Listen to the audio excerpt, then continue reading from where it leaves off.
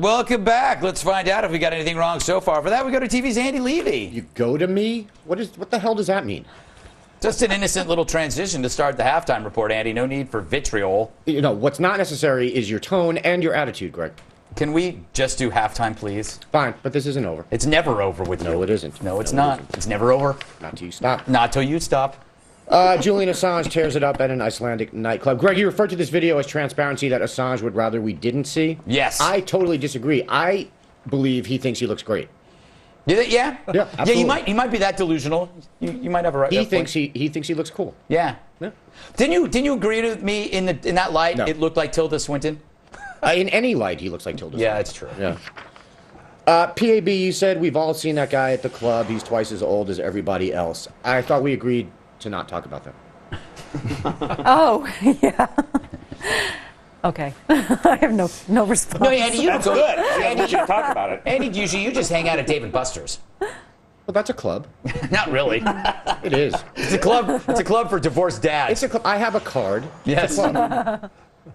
Dana, you said it's all about the strobe light and what's going on in the darkness between flashes. Yeah. In Theodore Roszak's great novel Flicker, this is similar to why the Cathars invented movies. They used the flicker to convince people that sex was evil in order to stop them from having children, all in service of the great god Abraxas. I hear that they've been using microwave technology to make Emmy Awards presenters go into garbled verbiage. I've actually heard that too. Yes. Yeah. You guys hear stuff. Greg Alog, Rutgers pays $32 grand for Snooki. Greg, you referred to Rutgers as New Jersey's largest college, and you said, and yes, they have colleges. Yes. In fact, Rutgers boasts many notable alumni, including the legendary Paul Robeson, Nobel Prize-winning economist Milton Friedman, and political consultant Nathan Wurtzel, who's a guy I'm friendly with on Twitter. Was he related to the author Elizabeth Wurtzel? I don't believe so.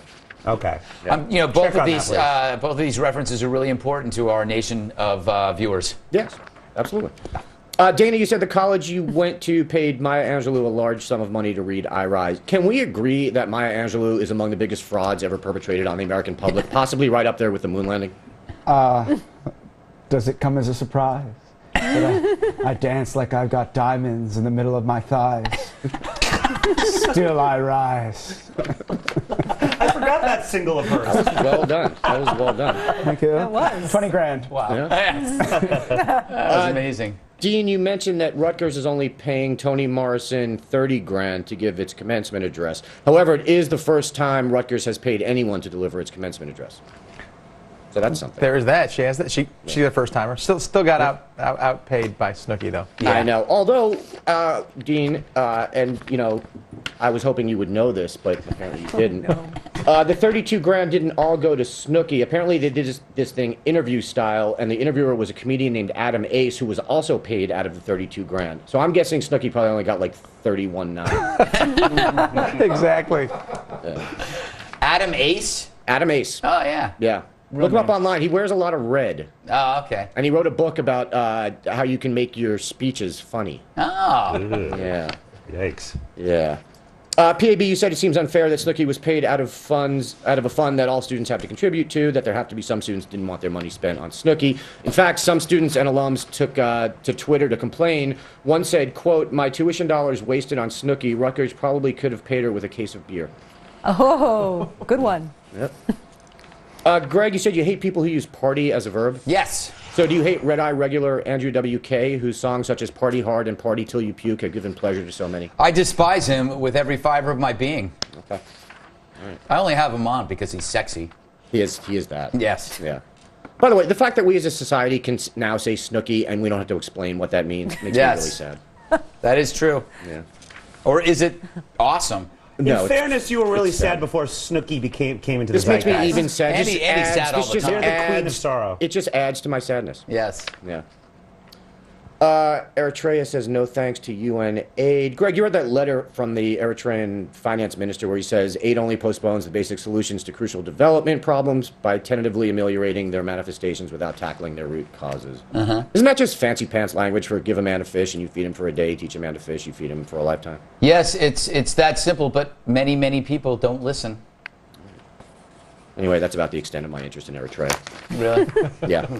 I will, however, in 2008, a State Department official did call it a state sponsor of terrorism. So, yeah, Eritrea. Still like the letter, though. You got to admit. It was a well-written letter. Yes. Yeah. Wisconsin woman charged with, but not arrested for, making death threats to state lawmakers. Greg, you said that when you send a threat via the internet, it's a federal crime. No, I said it's in the federal jurisdiction. Right. Well, you were right. It's a federal crime. Yeah, whatever. Yeah. It's 18 U.S.C. Section 875. Oh, thank you. I believe, if I remember correctly. Yeah. Greg said Section 74. I schooled you on that one. Yeah. Yep. Dean, you were amazed that this woman, Catherine Windles, wasn't arrested, as we all were. To make it even worse, out of the 4 things she's been charged with, 2 of them are felonies, and they still didn't arrest her. That makes no sense. I know. I'll go get her. Yeah, by the way, is she still teaching? Do we know? Is she still teaching? She can't be still teaching. We don't know. She's teaching a new course. Yeah. How to avoid being arrested. Yeah, exactly. Hide in plain sight. I don't know. Yeah. Be a teacher, then make that threat. Bill, you said that Windles threatened stupid Scott Walker. Actually, she threatened 16 Wisconsin state senators. She didn't threaten Walker? Not that I know. I think she wrote a letter to Walker. She might have done that in addition, but the charges were for the 16 state senators, I believe. Last I checked, ombudsmen are supposed to use words like might have or maybe. Check your facts with your little Google and get back to me. What's Google? I'm still making this face.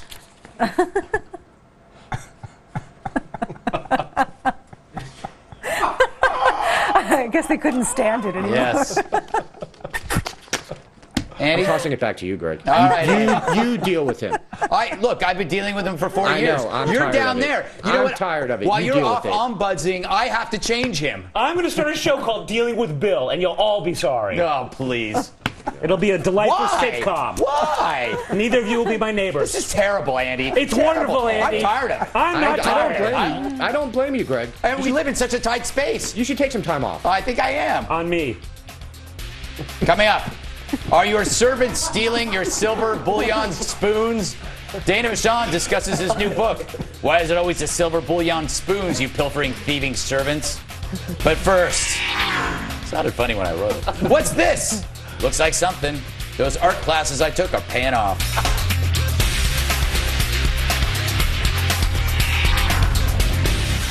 It's time now for a segment inspired by a haircut. We call it News Mullet. News Mullet. That was good. Yes! Just as the mullet adheres to business in front, party in back, so too shall we, discussing a serious story, then a fun one. You know when you have to explain something? Probably shouldn't be doing it. Yeah. We start at the front. It may be the most depressing statistic of the day. My left tricep is 1 inch smaller than my right. But also that today in America, twice as many people are working in government than in all of manufacturing. As the Wall Street Journal senior economics writer Stephen Moore points out, that's 22 million takers compared to 11.5 million makers. That's a difference of 85 gajillion. Anyway, it's no wonder, suggests Moore, that countless states and cities are on the brink of bankruptcy. He says, quote, in government employment, tenure for teachers and near lifetime employment for other civil servants shields workers from this basic system of reward and punishment. It is a system that breeds mediocrity, which is what we've gotten. For more, we go to a man who knows nothing of the sort.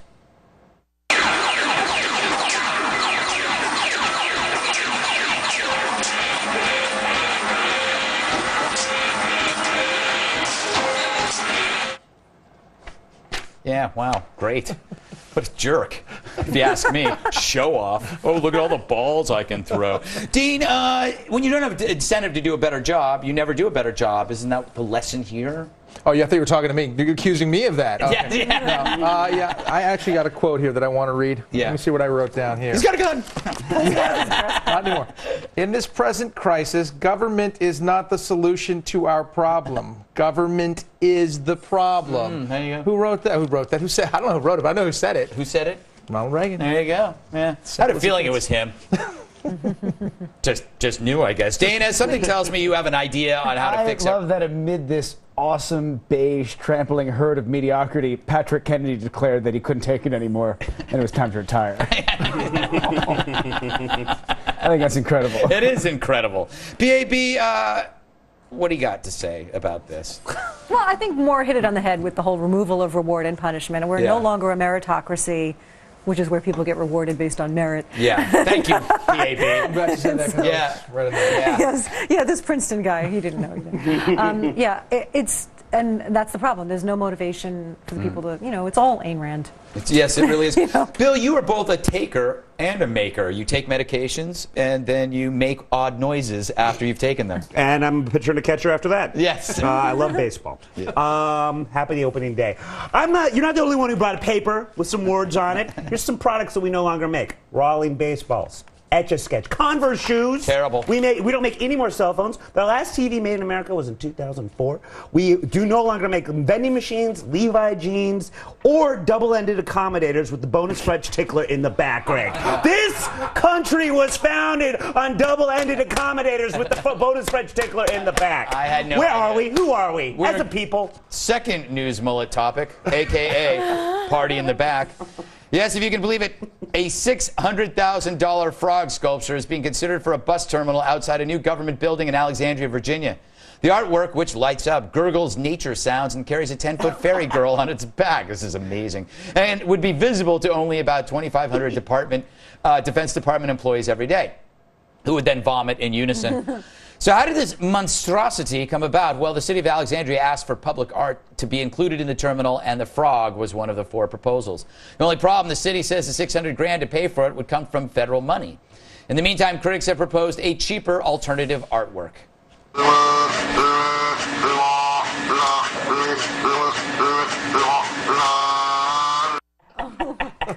Never gets old. That is absolutely the greatest piece of artwork ever made. Dana, that frog sculpture, don't you have the same one in your bedroom? I do. Yes. I do. I've been deconstructing it Yes. as part of a study with the University of Beijing. Oh, I had no idea. Yeah, it's of great interest to the Chinese anthropological community. I imagine it would be, Dana. That's fantastic.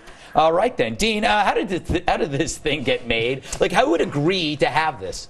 I have a piece of paper here in my pocket. It's a little quote. In this present crisis, honestly, for Defense Department guys are going to see that every day. Yeah. You want to. They're going to start a war just on their own. I mean, you see that. Yeah. Maybe it's their alternate, technology to get to work, right? They're saying ride a turtle, That's or what frog, or whatever. It's a symbolic message about transportation. I think it was it's from a like a green- Lilith Fair liquidation sale. What a depressing sale to go to. Yeah. Yes, it'd be very, for yourself. very frightening. PAB, this has got to be proof that nobody knows what art is. If Oh, that could be yeah. called art. Yeah, well, I mean, they only got 4 proposals. I guess they didn't have much to choose from. But, $600,000, 2,500 employees, $240 per employee who views that thing. And it's federal money. You and I, we're all paying for it. Yeah. Speaking of paying for it, Bill, you're often found living in sculptures in the park. Mm-hmm. Yeah, they're very warm in the winter. Yeah, they are.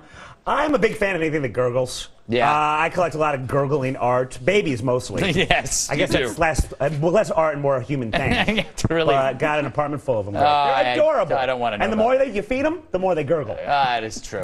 Get gurgling in stereo. We're going to take a break on Gurgle, that note. gurgle. Terrible man. Imagine having this in your life every single night. I do. I chose it, actually. What was We I gurgle thinking? together. Coming up next, a guest interview with actual guests. It's true, so stay right there.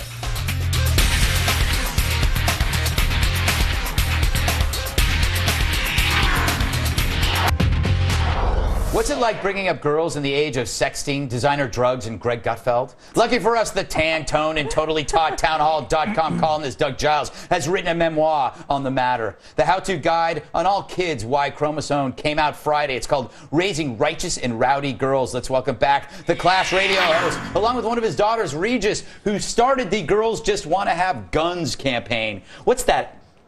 It's about victims, empowering the weaker person to defend themselves and open a can of whoop-ass on an attacker. You could kill me, couldn't you?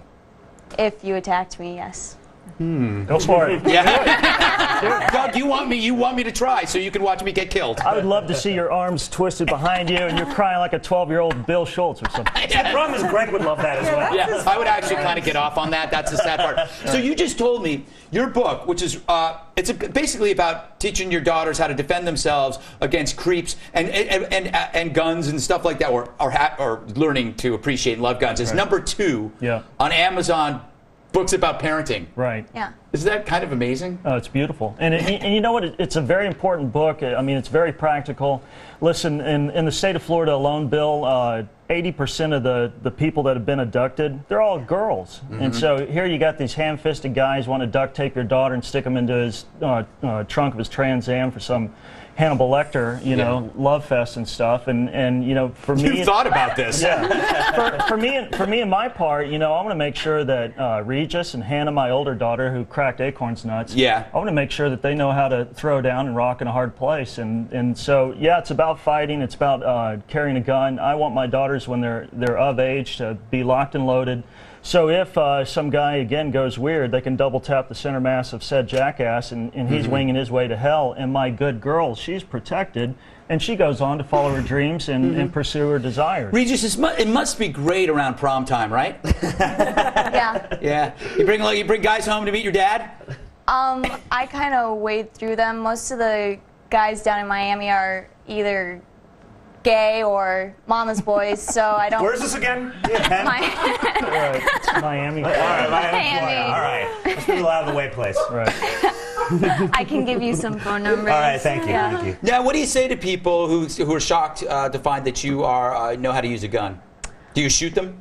I do shoot them. Yes. Yeah, no. You shoot I them with don't, logic. I shoot them with logic. I say they might be a little bit insecure because I can shoot better than them. Women have been known to take direction better than men, and we can hit the target 10 times better. That's so neat to see you posing in front of that sleeping bear. Right. Yeah, they're so adorable. I photoshopped the blood out. Oh, there you go. I worried that maybe the bear might wake up, but thankfully it didn't happen. Right.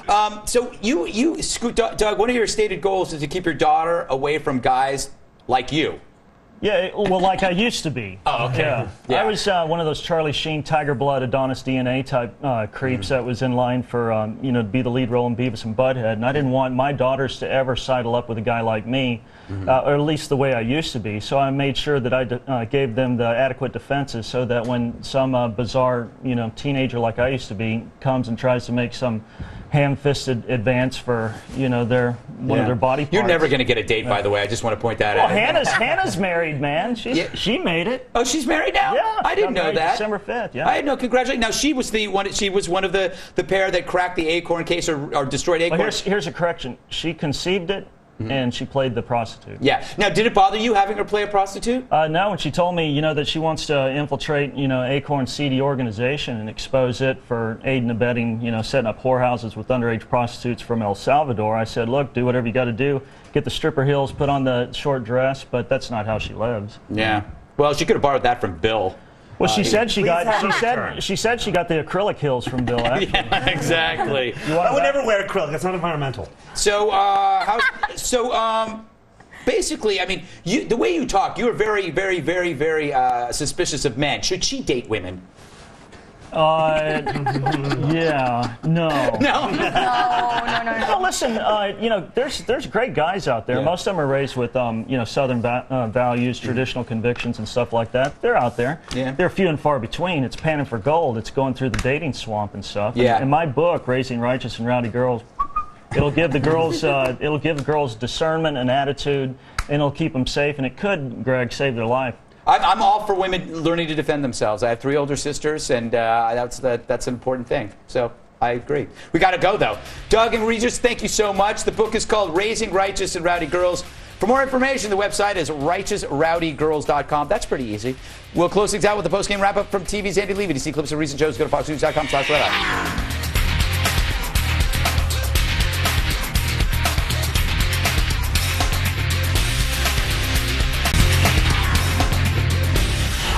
Don't forget, we're on Saturday at 2 a.m. Eastern Time, 11 p.m. Pacific Time. Remember to watch us. A brand new Red Eye returns Monday. Guests include Jill Dobson, Remy Spencer, Mick Foley, and Jesse Joyce.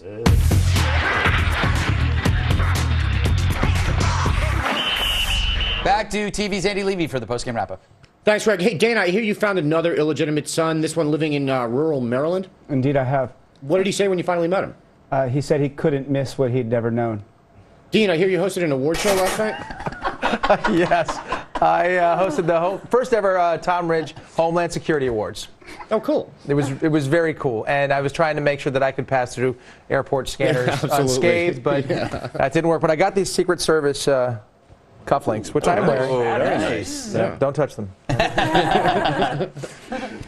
Hey, PAB, where can viewers catch you next week?